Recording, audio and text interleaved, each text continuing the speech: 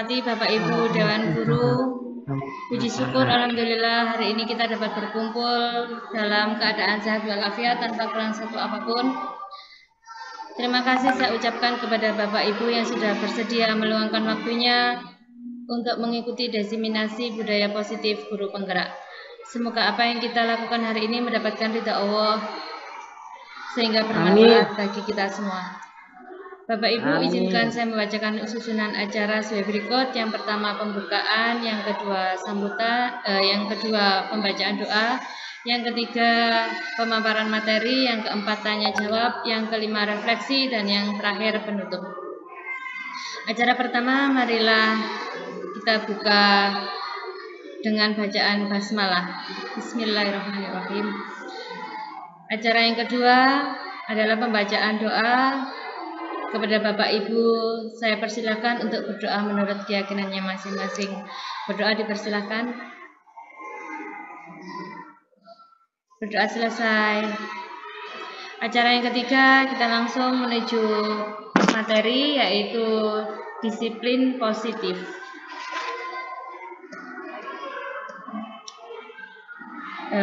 Budaya positif modul 1.4. Yang akan saya bahas hari ini adalah topik dalam eksplorasi konsep. Di sini ada 6 topik. Yang pertama, disiplin positif dan nilai kebijakan universal. Yang kedua, teori motivasi, hukuman, penghargaan, dan restitusi. Yang ketiga, keyakinan kelas. Yang keempat, kebutuhan dasar manusia dan dunia berkualitas. Yang kelima, restitusi 5 posisi kontrol. Dan yang keenam, restitusi segitiga restitusi.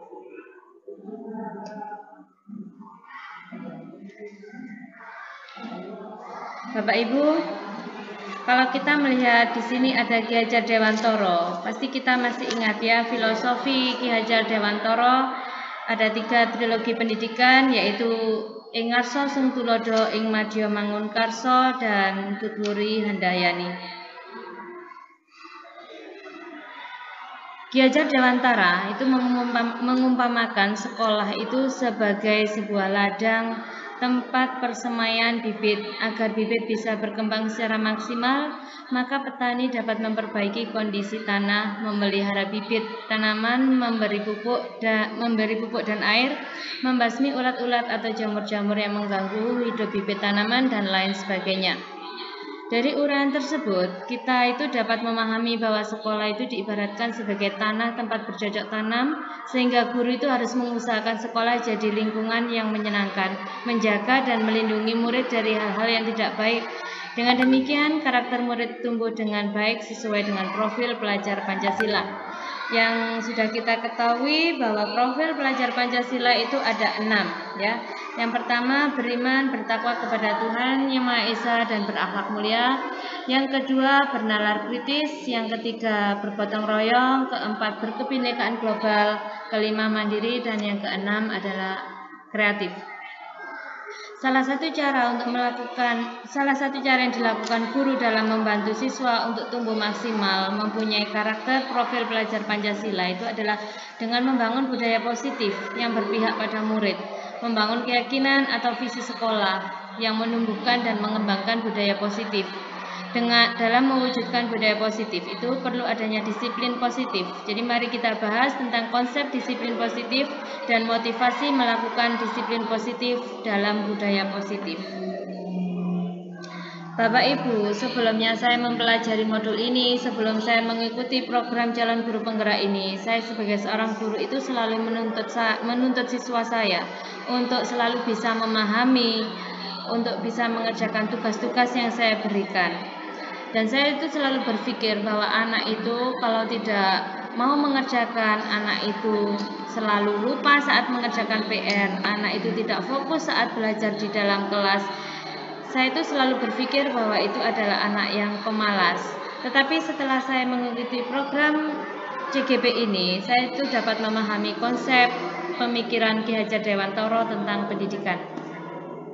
Jadi yang di sini itu yang dimaksud pembelajaran itu menurut Ki Hajar Dewantara, pembelajaran itu menuntun, bukan menuntut. Jadi pembelajaran itu menuntun siswa, menuntun kekuatan kodrat itu yang ada pada diri anak-anak. pembelajaran itu berpusat pada siswa, karena setiap siswa itu unik dan berbeda satu dengan yang lain. Mereka punya kelebihan dan kekurangannya mereka yang masing-masing. Jadi seorang guru itu kita tidak hanya mentransfer ilmu saja, tapi kita harus menjadi panutan bagi peserta didik dalam berperilaku dan bersikap.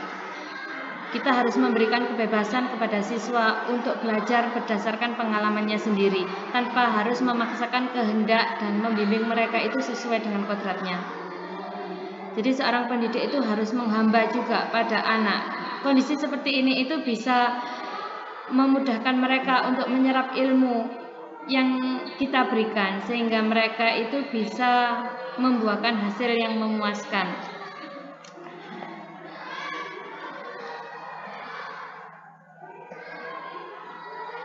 Topik konsep disiplin positif dan nilai-nilai kebijakan universal. Makna disiplin positif. Disiplin itu banyak orang yang memaknai sebagai sesuatu yang dilakukan seseorang pada orang lain untuk mendapatkan kepatuhan dan memiliki kecenderungan ketidaknyamanan, serta sering dihubungkan dengan tata tertib yang berkaitan dengan sanksi dan hukuman bagi yang melanggarnya.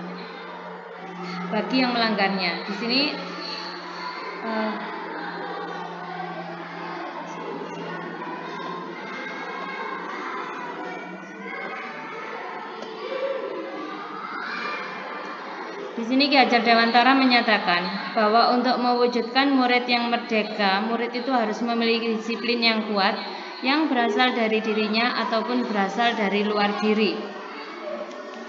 Yang kedua yang dinyatakan dalam bukunya yaitu Pemikiran Konsepsi Keteladanan Sikap Merdeka, cetakan kelima tahun 2013 halaman 470, berbunyi di mana ada kemerdekaan, disitulah harus ada disiplin yang kuat.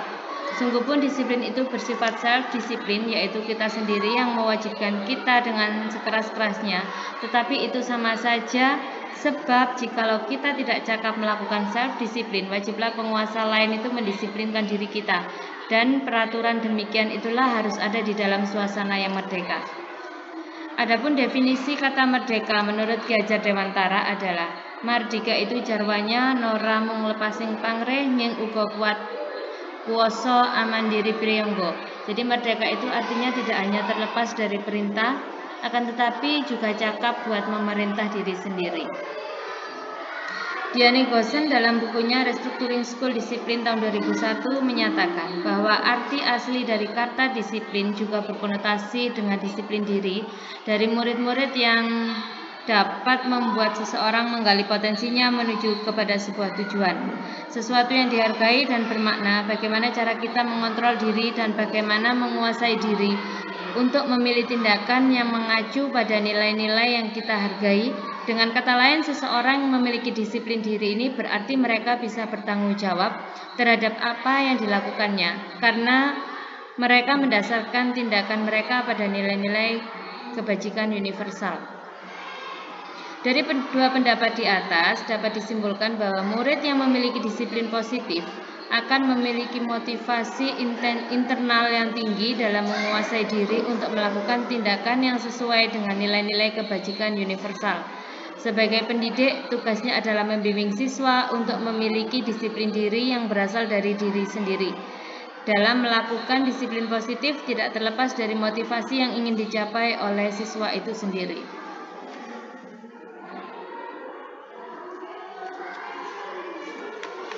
Tiga motivasi perilaku manusia menurut Diane Goosen dalam bukunya Restructuring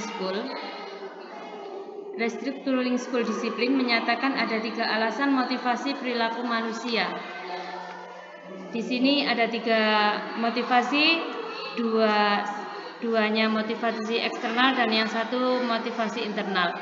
Motivasi eksternal yang pertama yaitu untuk menghindari ketidaknyamanan atau hukuman. Apa yang akan terjadi apabila saya tidak melakukannya? Di motivasi eksternal yang kedua, untuk mendapatkan imbalan dari orang lain atau institusi, apa yang akan didapatkan apabila saya melakukannya. Dan yang ketiga, motivasi internal yaitu tujuan disiplin positif. untuk menghargai diri sendiri, saya akan menjadi orang seperti apa bila saya melakukannya.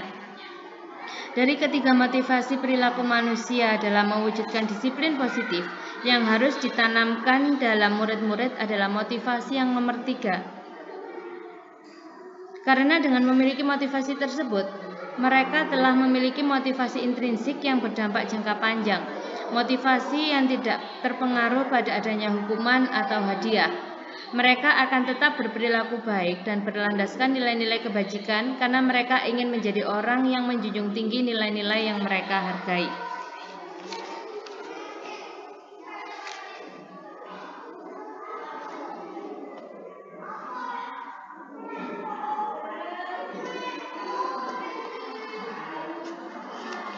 Restitusi adalah sebuah cara menanamkan disiplin pada murid.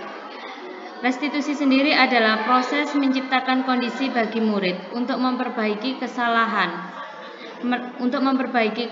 mereka, sehingga mereka itu bisa kembali pada kelompok mereka dengan karakter yang lebih kuat.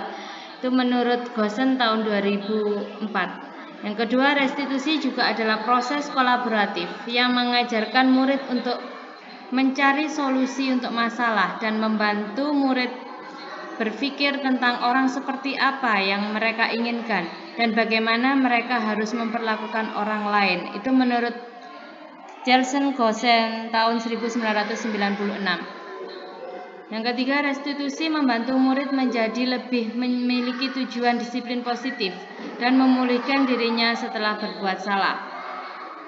Yang keempat, melalui restitusi, ketika murid berbuat salah, guru itu akan menanggapi dengan cara yang memungkinkan murid untuk membuat evaluasi internal tentang apa yang dapat mereka lakukan untuk memperbaiki kesalahan mereka dan mendapat kembalinya harga dirinya.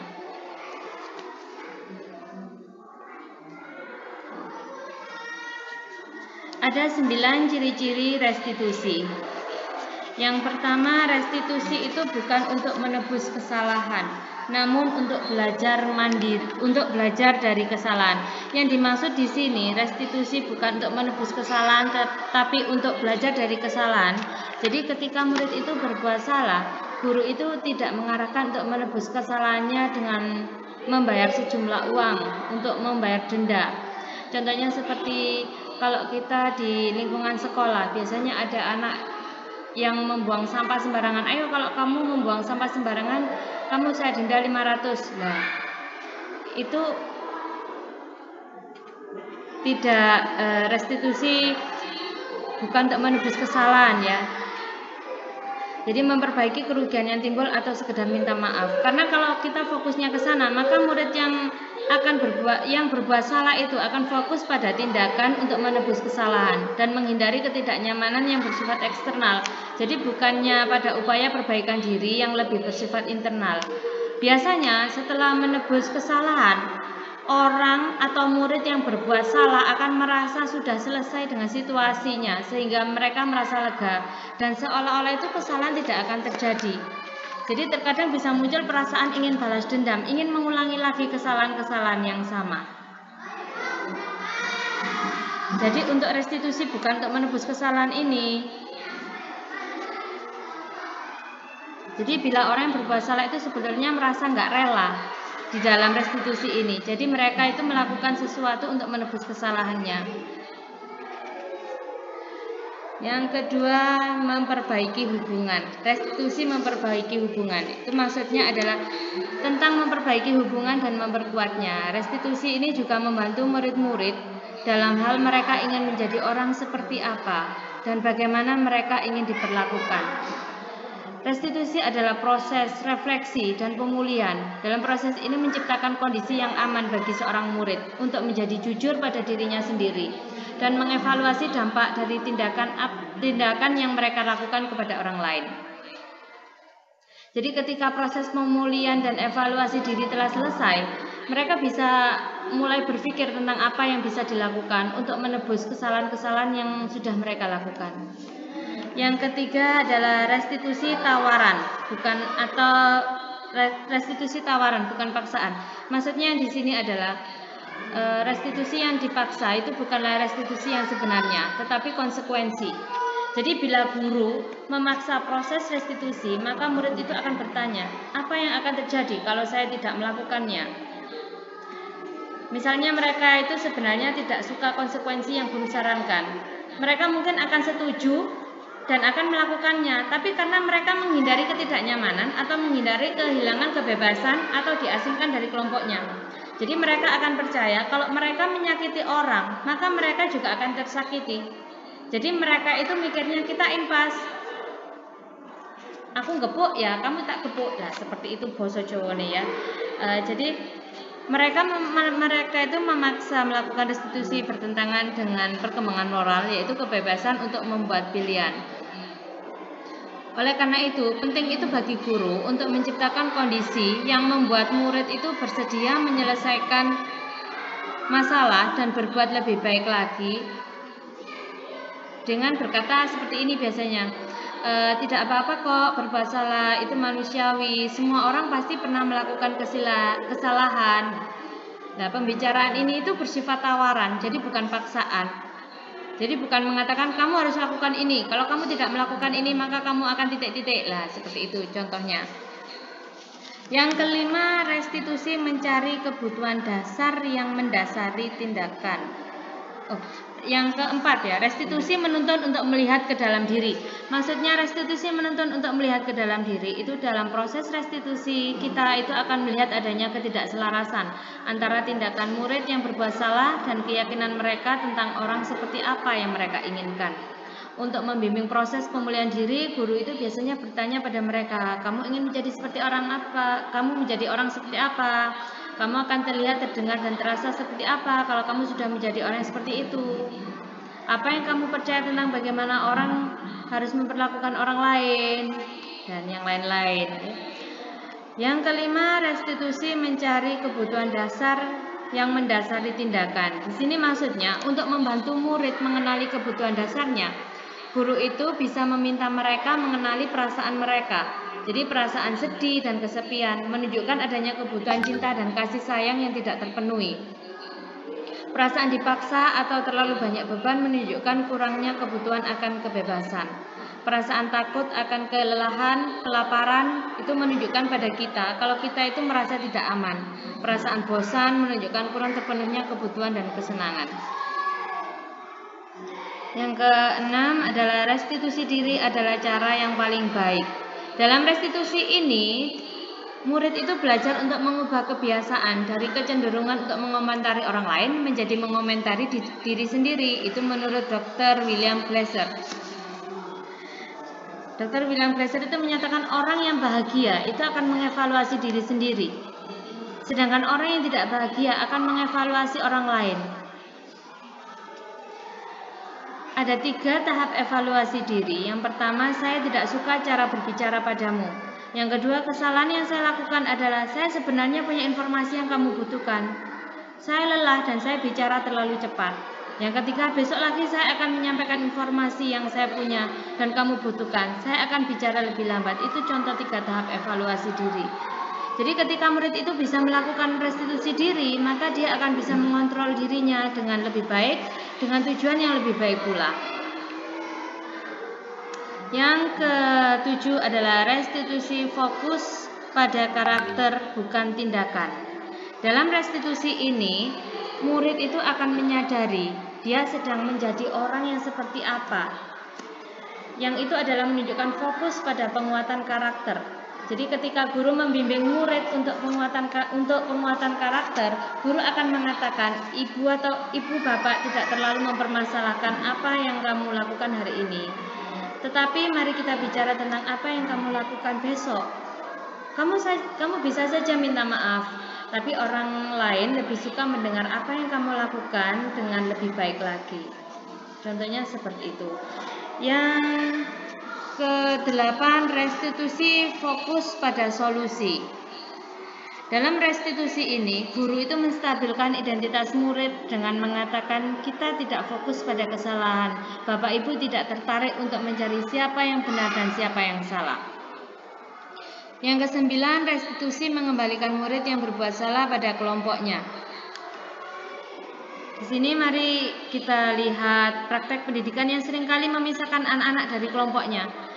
Contohnya, misalkan kalau seorang anak TK ya, biasanya itu bersikap tidak kooperatif pada saat kegiatan mendengar. Saat gurunya itu misalkan mendongeng, anak-anak disuruh mendengarkan. Terus anak itu disuruh keluar dari kelompoknya, atau anak itu diminta duduk di belakang atau di kelas atau di pojok, disuruh keluar kelas atau ke kantor. Itu seringkali dibiarkan tanpa pengawasan. Kalau untuk anak besar biasanya kalau ada anak remaja nakal, biasanya orang tua itu mungkin saking gregetannya sama anak ya, mungkin biasanya anak itu disuruh pergi sama orang tuanya. Padahal kalau mereka jauh dari orang tuanya itu jadi tidak bisa mengajari mereka, dan mereka tidak belajar juga nilai-nilai kebajikan. Kalau mereka tidak belajar, bagaimana nasib generasi kita ke depannya? Kalau kita menjauhkan remaja kita, maka mereka akan putus hubungan dengan kita. Jadi itu juga bukan solusi yang tepat kalau kita restitusi mengembalikan murid yang berbuat salah pada kelompoknya.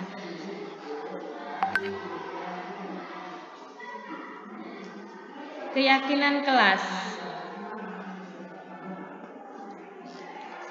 Setiap tindakan atau perilaku yang kita lakukan di dalam kelas itu dapat menentukan terciptanya sebuah lingkungan positif, kebiasaan yang akhirnya membentuk sebuah budaya positif.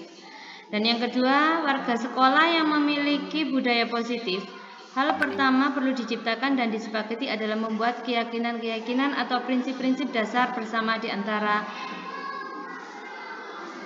dalam mewujudkan perilaku warga kelas untuk mendapatkan nilai-nilai kebajikan yang disepakati bersama.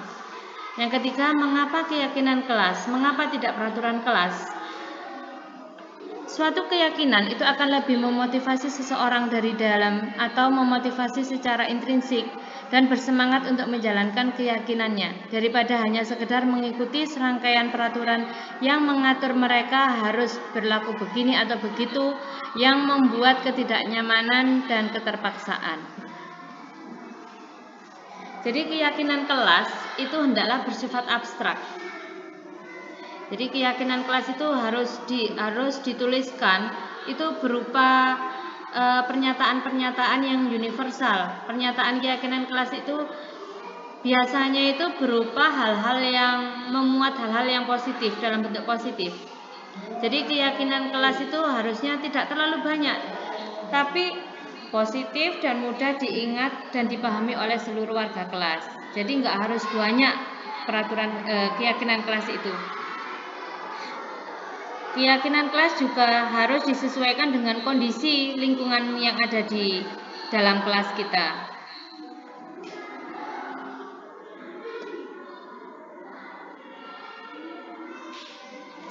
Lima kebutuhan dasar manusia.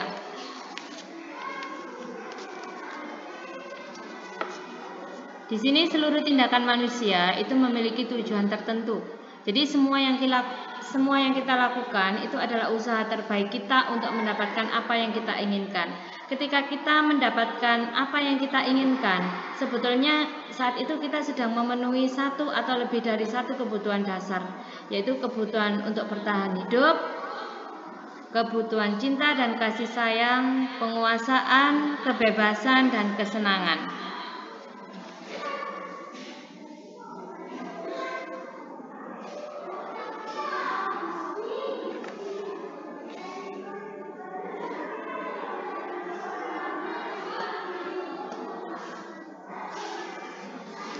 Di sini kebutuhan akan saya jelaskan satu persatu, kebutuhan-kebutuhan dasar manusia. Yang pertama, survival atau kebutuhan bertahan hidup.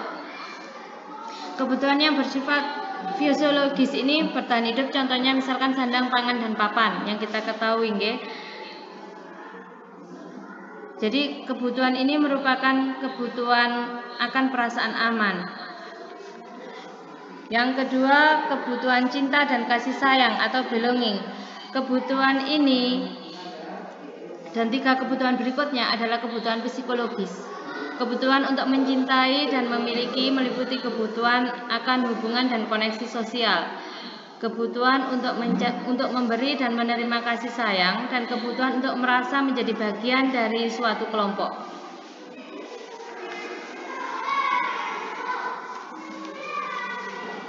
Yang ketiga, kebutuhan penguasaan atau kebutuhan pengakuan atas kemampuan, kekuatan. Kebutuhan ini berhubungan dengan kekuatan untuk mencapai sesuatu, menjadi kompeten, menjadi terampil, diakui atas prestasi dan keterampilan kita, didengarkan dan memiliki rasa harga diri. Yang keempat adalah kebutuhan freedom atau kebebasan, kebutuhan akan pilihan. Jadi kebutuhan untuk bebas ini adalah kebutuhan akan kemandirian, otonomi, memiliki pilihan dan mampu mengendalikan arah hidup seseorang. Anak-anak dengan kebutuhan kebebasan yang tinggi menginginkan pilihan. Mereka perlu banyak bergerak. Mereka itu suka mencoba-coba, tidak terlalu terpengaruh orang lain dan senang mencoba hal baru dan yang menarik. Yang terakhir, fun, yaitu kesenangan. Jadi kebutuhan akan kesenangan adalah kebutuhan untuk mencari kesenangan, bermain, dan tertawa.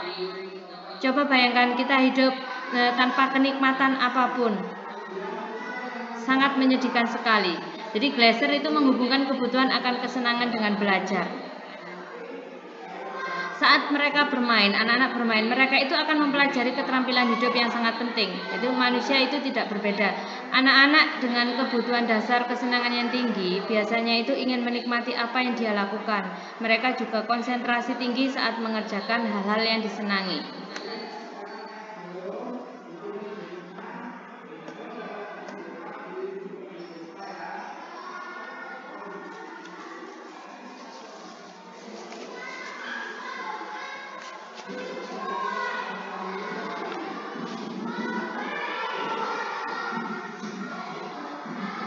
Cara pembuatan keyakinan kelas. Setiap tindakan atau perilaku yang kita lakukan di dalam kelas itu dapat menentukan terciptanya sebuah lingkungan yang positif. Perilaku warga kelas itu tersebut menjadi sebuah kebiasaan yang akhirnya itu membentuk sebuah budaya positif. Seperti yang di sini, keyakinan kelas hendaknya tidak terlalu banyak seperti tadi yang mudah diingat dan dipahami oleh semua warga kelas. Jadi keyakinan kelas juga sebaiknya sesuatu yang didapat diterapkan di lingkungan sesuai dengan kondisinya. Semua warga kelas hendaknya ikut berkontribusi dalam pembuatan keyakinan kelas lewat kegiatan curah pendapat. Bersedia meninjau kembali keyakinan kelas dari waktu ke waktu.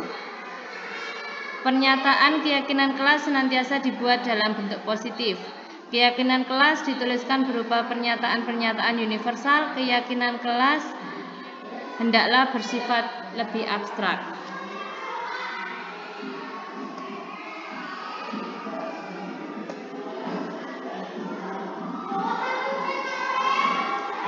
Ada 5 posisi kontrol yang diterapkan oleh seorang guru, orang tua ataupun atasan dalam melakukan kontrol. Jadi kelima posisi kontrol ini ada penghubung, ada pembuat orang merasa bersalah, ada teman, ada monitor atau pemantau, dan yang terakhir manajer. Kita tinjau lebih dalam lagi dari 5 posisi kontrol ini akan saya jelaskan satu persatu. Yang pertama, posisi kontrol penghukum. Di posisi kontrol penghukum ini, seorang penghukum itu biasanya menggunakan hukuman fisik atau maupun verbal. Jadi orang-orang yang menjalankan posisi penghukum ini senantiasa mengatakan bahwa sekolah itu memerlukan sistem atau alat yang dapat lebih menekankan murid-murid lebih dalam lagi. Jadi guru-guru yang menerapkan posisi penghukum itu selalu berkata, patuhi aturan saya, atau awas kalau kamu tidak mematuhi. Kamu selalu salah, salah, dan salah. Biasanya seperti itu. Yang kedua, posisi pembuat orang merasa bersalah. Pada posisi ini, biasanya itu guru akan bersuara lebih lembut. Jadi pembuat orang merasa bersalah itu akan menggunakan keheningan yang membuat orang lain itu merasa tidak nyaman, bersalah atau rendah diri. Karena kata-kata yang keluar dengan lembut itu contohnya seperti, ibu sangat kecewa sekali dengan kamu. Berapa kali ibu harus memberitahu kamu? Biasanya mungkin ada yang di sekolah, bapak ibu yang lain, atau yang dimana kadang ada anak yang terlalu nakal atau terlalu ramai saat di kelas. Terus ada yang bilang orang tua bapak ibu gurunya, saya sangat kecewa sekali dengan kamu. Berapa kali saya harus bicara seperti ini, berapa kali saya harus mengingatkan. Nah, itu membuat orang merasa bersalah. Jadi anak itu malah merasa tidak nyaman dan semakin rendah diri. Yang ketiga, posisi sebagai teman. Di sini guru pada posisi ini tidak akan menyakiti seorang murid, namun akan tetap berupaya mengontrol murid itu melalui persuasi. Jadi posisi teman pada guru ini bisa negatif juga bisa positif. Di sini positifnya itu berhubungan baik yang terjalin antara guru dan murid. Jadi guru di posisi teman ini menggunakan hubungan baik dan humor. Jadi tidak serius. Jadi hubungan antara guru dan murid itu tidak Bapak Ibu guru ya. Kalau orang-orang itu mungkin kalau anak-anak menganggap gurunya itu kadang medeni ya. Kalau di posisi teman, anak-anaknya itu seperti teman. Jadi mereka selalu berkata, ayo bantulah demi Bapak ya. Nah, contohnya seperti itu. Itu untuk positifnya.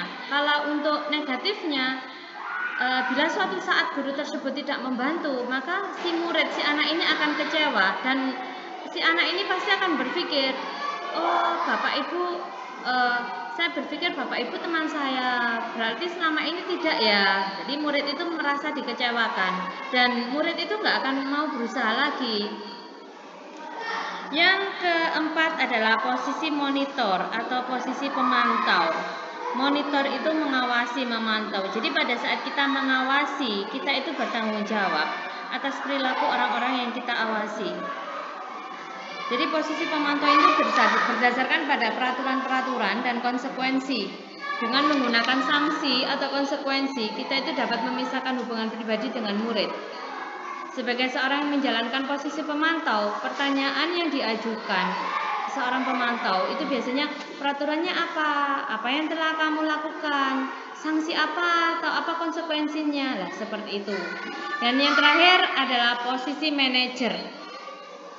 Di posisi manajer atau mentor ini, guru itu berbuat sesuatu bersama murid. Jadi guru itu mempersilahkan murid untuk mempertanggungjawabkan perilakunya, mendukung murid agar dapat menemukan solusi atas permasalahannya sendiri. Jadi seorang manajer itu telah memiliki keterampilan di posisi teman maupun pemantau, dan dengan demikian bisa jadi di waktu-waktu tertentu kembali kepada kedua posisi tersebut bisa diperlukan. Namun bila kita menginginkan murid-murid kita menjadi manusia yang merdeka, yang mandiri dan yang bertanggung jawab, maka kita perlu mengacu kepada restitusi yang dapat menjadikan murid kita seorang manajer bagi dirinya sendiri. Jadi dari kelima posisi kontrol ini, posisi kontrol yang paling tepat bagi seorang guru itu adalah posisi manajer. Di mana posisi manajer ini, murid itu dapat menjadi pribadi yang mandiri, yang merdeka, yang bertanggung jawab atas segala perilaku dan sikapnya, dan yang pada akhirnya itu dapat menciptakan lingkungan yang positif, nyaman, dan aman.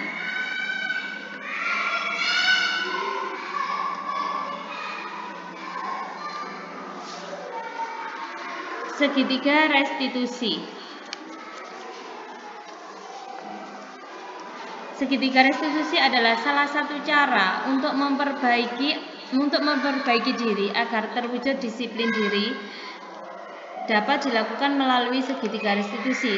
Segitiga restitusi sendiri adalah proses menciptakan kondisi bagi murid untuk memperbaiki kesalahan mereka, sehingga mereka bisa kembali pada kelompok mereka dengan karakter yang lebih kuat. Itu menurut Gosen tahun 2004 dalam LMS Guru Penggerak Modul 1.4 Budaya Positif tahun 2022. Di sini tahapan segitiga restitusi ada 3 tahap. Yang pertama menstabilkan identitas, yang kedua validasi identitas, dan yang ketiga menanyakan keyakinan.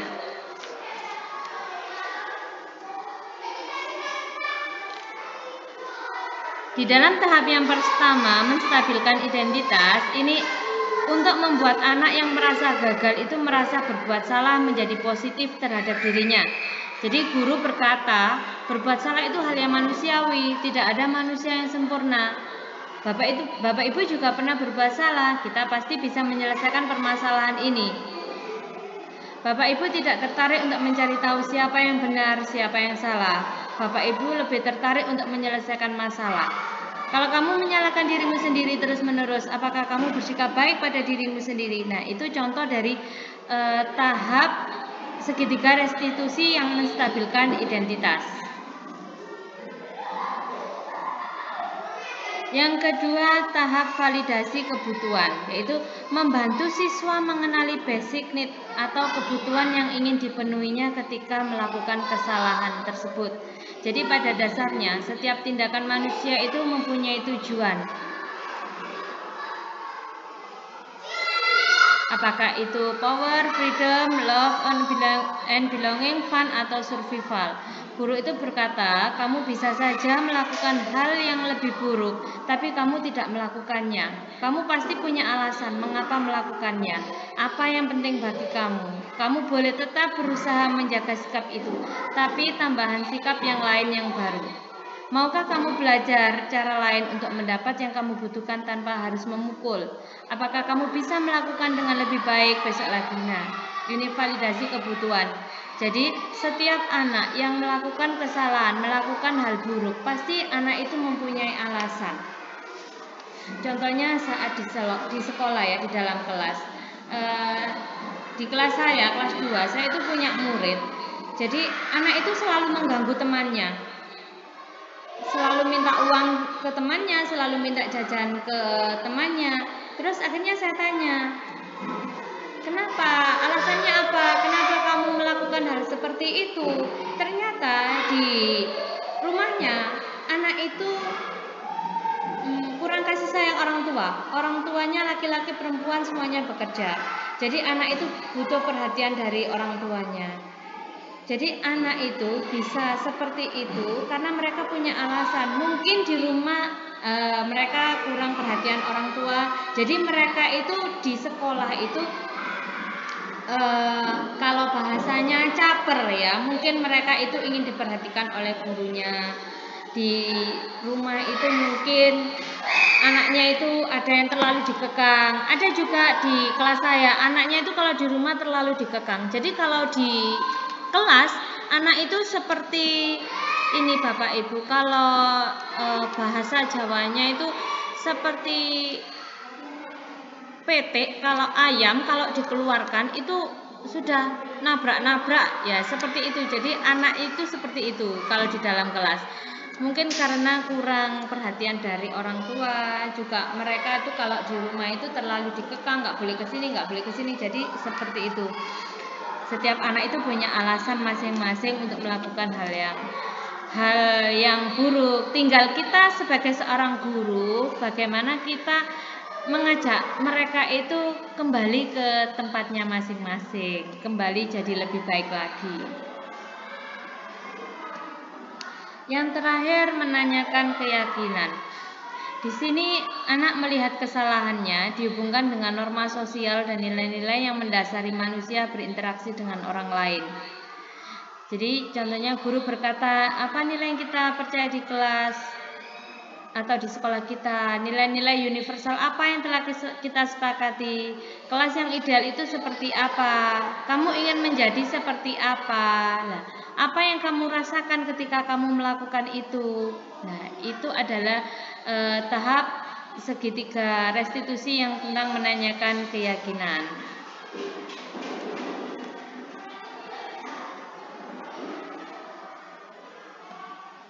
Baiklah Bapak Ibu, dari sini, dari pemaparan materi yang saya paparkan, semoga bermanfaat bagi Bapak Ibu semua. Apabila ada pertanyaan atau masukan, bisa langsung raise hand ya Pak. Monggo bisa. Oke, ada yang mau bertanya? Saya Ibu. Oh, nggih Pak Sultan, monggo silakan. Sebelumnya, saya ucapkan terima kasih kepada Ibu Iva atas materi yang disampaikan. Sangat luar biasa sekali materi hari ini tentang budaya positif begitu ya, Bu ya. Nggih. Saya setuju dengan yang Ibu sampaikan tadi. Sebenarnya apa sih Bu perbedaan dari keyakinan kelas dan juga peraturan kelas? Karena kalau kita lihat sekilas itu kan kayaknya hampir sama ya. Pada intinya kan sama-sama bagaimana proses pembelajaran itu bisa berlangsung dengan ada peraturan begitu kan ya. Nah, Nggih. jadi mungkin dijelaskan apa sih perbedaannya dari apa namanya perbedaan keyakinan kelas dan juga peraturan seperti itu. Iya, Pak. Baiklah, Pak Sultan, terima kasih atas pertanyaannya. Saya akan menjawab pertanyaan Bapak.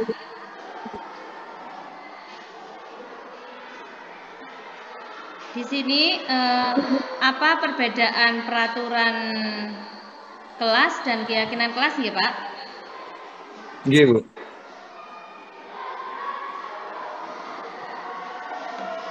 Di sini ada perbedaannya, Bapak, peraturan kelas dan keyakinan kelas itu. Kalau peraturan kelas itu dibuat oleh satu pihak. Contohnya dibuat oleh guru saja. Jadi guru yang membuat peraturan dan murid-murid itu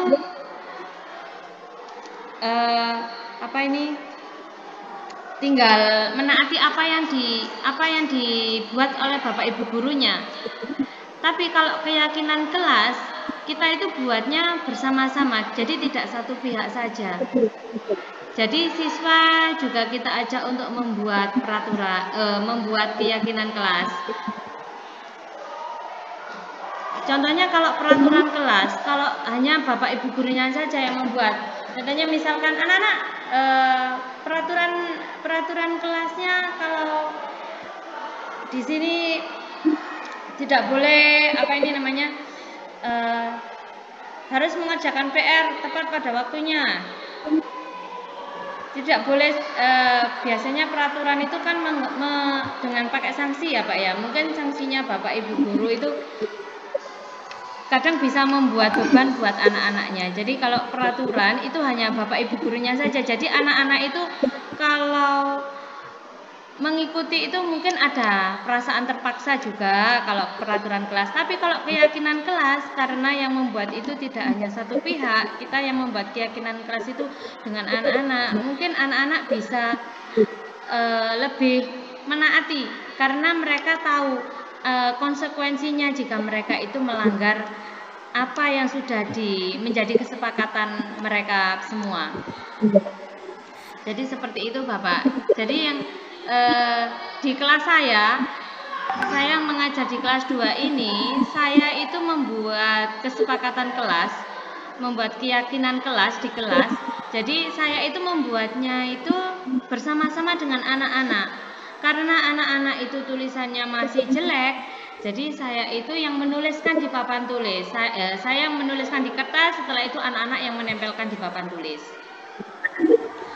Jadi misalkan di kelas saya ada 31 anak. Anak-anak itu saya suruh membuat semuanya. Keyakinan kelas itu apa yang harus dilakukan di dalam kelas, apa yang tidak boleh dilakukan di dalam kelas. Jadi anak-anak itu bisa berpikir sendiri, oh iya ini berarti saya harus melakukan ini yang nggak baik nggak harus saya lakukan. Setelah anak-anak menuliskan semuanya di kertas, terus diserahkan kepada Bapak, diserahkan ke saya. Setelah itu saya baca satu persatu, kalau memang ada yang sama kita ambil cuma satu. Nah setelah itu saya tuliskan dengan tulisan yang agak rapi, jadi anak-anak itu bisa senang bacanya. Kalau tulisannya anak-anak sendiri kan kelas 2 tulisannya masih awut-awutan gitu Pak. Jadinya saya sendiri yang menuliskan, saya tempelkan di papan tulis. Itu untuk keyakinan kelas. Jadi anak-anak kalau mau melanggar peraturan, anak-anak itu kadang saya suruh baca, ayo kalian yang sudah buat ini, kenapa kok melakukan lagi lah? Itu anak-anak langsung diam, langsung sadar dengan sendirinya. Jadi tanpa kita harus memberikan sanksi. Kalau peraturan kan kita memberikan sanksi. Kalau keyakinan anak-anak itu bisa mengerti sendiri. Oke, terima kasih itu Bapak. Mungkin jawaban dari saya seperti itu. Oke Ibu, begini. Tadi kan disampaikan bahwa kalau keyakinan kelas itu kan berasal dari anak-anak gitu ya Bu ya. Nggih. Oke. Akan tetapi bagaimana Bu misalkan kita dari hasil penulisan anak-anak itu ada beberapa poin yang perlu kita masukkan di dalam keyakinan kelas begitu Bu. Kadang-kadang kalau kelas bawah kadang kan ada kan tingkatnya hanya sampai nggak begitu dalam gitu. Nah kita selaku guru, oh ini ada beberapa poin ini perlu dimasukkan dalam keyakinan kelas. Kira-kira bisa atau enggak seperti itu Bu? Atau kalau bisa bagaimana itu caranya begitu Bu? Iya Pak. Jadi kalau itu tadi Bapak kan pertanyaannya anak-anak ya apa peraturannya banyak gitu ya Pak. Peraturannya bisa ditambahkan gitu nggih Pak ya? Tadi maksudnya Bapak ya? Keyakinan kelas gitu. Iya. Iya, karena mungkin kalau di kelas saya, karena saya kelas kecil, itu ada yang saya tambahkan, Pak. Karena anak-anak itu masih belum bisa berpikir yang lebih luas lagi. Jadi saya tambahkan peraturan-peraturan kelas, tapi masih dalam kesepakatan. Jadi anak-anak harus juga menyepakati apa itu tadi peraturannya. Tapi kalau kelas besar, insya Allah mungkin sudah bisa Pak, karena kelas besar cara berpikirnya juga sudah lebih luas, jadi itu bisa Pak ditambahkan di peraturan kelas itu dijadikan kesepakatan kelas. Baik, terima kasih Ibu. Nggih Bapak. Atas jawabannya. Nggih, terima kasih Bapak. Ada lagi Bu?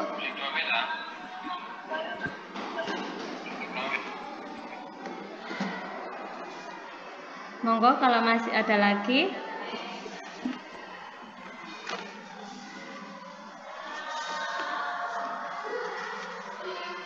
Ini sudah cukup Bu mungkin. Oh iya, oke. Kalau sudah, saya bisa minta tolong dari materi yang saya sampaikan ini tadi, ada yang bisa merefleksi kegiatan dari awal sampai akhir ini tadi. Bisa minta tolong bantuannya Bapak Ibu, ada yang bisa merefleksi mungkin. Loh Bu, saya mau bertanya. Oh, nggih, monggo Bu. Sebelum refleksi silakan monggo, silakan bertanya. Dengan Ibu siapa Ya. ini nggih? Perkenalkan, selamat pagi semuanya. Saya Bu Deni dari SDN 1 Kemiri. Nggih, nggih Bu. Iya, saya ingin bertanya pada Bu Urfa, bagaimana cara membuat istilahnya kesepakatan bersama itu? Iya, yang Ibu. di dalam kelas. Nggih. Bagaimana Bu? Iya, terima kasih Bu Deni. Sebelumnya saya tanya Bu Deni ini ngajar kelas berapa nggih di SD Kemirinya? Saya mengajar kelas 1. Oh, nggih. Kalau mengajar di kelas 1 mungkin hampir sama dengan yang tadi ini Pak Sultan ini tadi ya Bu ya. Jadi cara membuat kesepakatan kelas kalau kita masih di kelas 1 mungkin anak-anak kita ajak sharing-sharing dulu ya Bu ya. Mungkin anak-anak itu kita tanya, anak-anak di kelas 1 kalian itu ingin kelas kalian seperti apa? Kalian ingin bagaimana keadaan kelas kalian ini? Mungkin anak-anak bisa ditanya seperti itu. Karena anak-anak mungkin masih belum paham apa itu kesepakatan kelas, apa itu peraturan. Jadinya kita mengajak anak-anak itu karena mereka masih kelas 1. Jadi kita mengajaknya itu sambil bermain. Jadi kamu inginnya seperti apa gitu. Jadi setelah itu anak jadi bisa berpikir Bu, oh ya Bu, saya kepingin kelasnya ini menjadi bersih, saya ingin kelasnya ini tertib. Nah, pasti anak itu akan seperti itu Ibu. Jadi setelah itu kita jelaskan, anak-anak mari kita membuat kesepakatan kelas, apa yang kita boleh lakukan di dalam kelas, apa yang kita tidak boleh lakukan di dalam kelas. Jadi setelah kita sharing seperti itu dengan anak-anak, mungkin anak-anak bisa langsung berpikir, oh iya Bu, saya kepinginnya kelas itu seperti ini, saya ingin di dalam kelas itu harus diam, harus disiplin, harus sopan kalau ada gurunya. Mungkin dengan cara seperti itu anak kelas 1 bisa kita ajak membuat kesepakatan kelas, Bu Deni.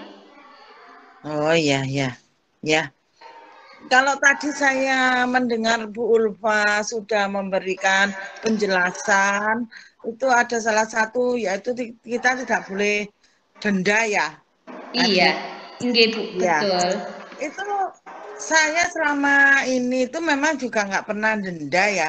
Tapi biasanya misalnya melakukan kesalahan harus menyapu kelas supaya bersih. Bagaimana Bu kalau seperti itu apakah boleh?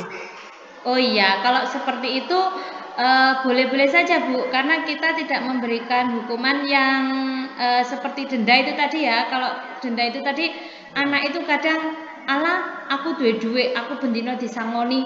Jadi Bu Deni malah mek dendo aku 500.000 aja nggak apa-apa duitku sih ono. Anak akan berpikiran seperti itu kalau kita denda. Tapi kalau Bu Deni tadi mintanya anak-anak ayo kamu menyapu kelas itu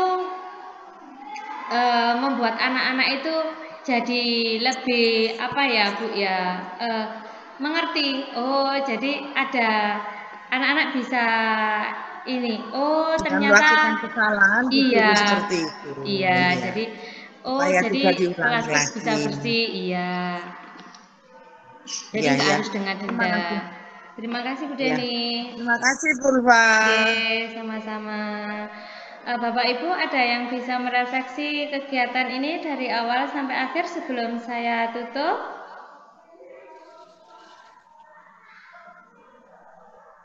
Ya, saya Bu sekalian ya. Nggih, monggo sekalian. Ya.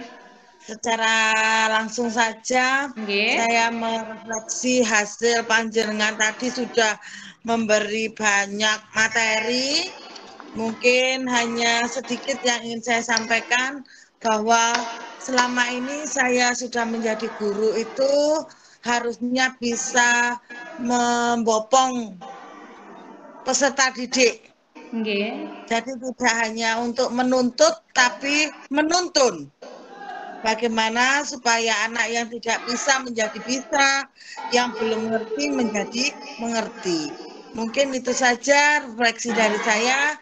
Dan saya ucapkan banyak terima kasih kepada Ibu Maria Ulfa pada hari ini sudah memberi banyak masukan dan banyak pengetahuan untuk saya di budaya positif. Terima kasih. Wassalamualaikum warahmatullahi wabarakatuh. Nggih, terima kasih Bu Deni atas refleksinya. Sebelum nggih Bapak. Oke, baik, saya merefleksi kegiatan monggo silakan Bapak. Menurut saya kita selaku guru begitu ya, setidaknya kita menjadi inspirator dan juga memiliki budaya yang positif begitu, sehingga nanti kegiatan kita bisa dicontoh oleh anak-anak yang lain. Kemudian yang kedua, saya sangat setuju sekali dengan kegiatan keyakinan kelas itu karena saya rasa itu memang betul banget ya. Karena kalau kita itu buat peraturan ya memang karena kan anak kadang itu kayak tertekan. Tapi kalau keyakinan dibuat sama-sama itu kayaknya akan lebih bisa diterima oleh siswa. Mungkin itu Bu, terima kasih. Nggih Bapak, ya terima kasih refleksinya. Baiklah Bapak Ibu, sebelum saya tutup materi ini, sebelum saya akhiri, saya ucapkan terima kasih kepada Bapak Ibu semua yang sudah mau mendengarkan materi budaya positif modul 1.4 ini guru penggerak ini ya. Sebelum saya akhiri, sebaiknya kita berdoa bersama dulu. Saya persilakan kepada Bapak Ibu semua berdoa menurut keyakinannya masing-masing. Berdoa, dipersilakan. Berdoa selesai.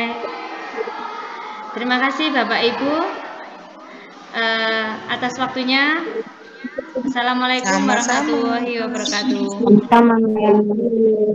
Waalaikumsalam warahmatullahi wabarakatuh.